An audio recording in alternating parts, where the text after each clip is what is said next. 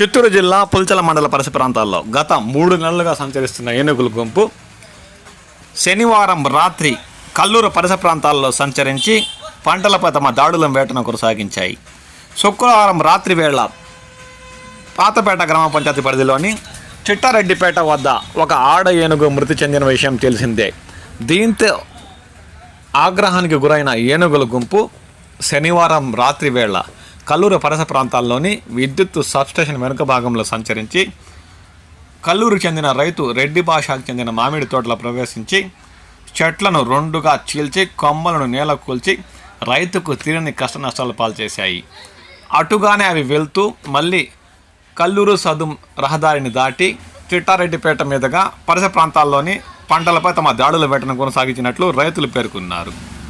దీంతో రైతులు ఇక రాబోయే రోజుల్లో ఈ ఏనుగుల గుంపు ఏం చేస్తుందో ఏమో అన్న వారి మనసుల్లో భయాందోళనలు నెలకొన్నాయి.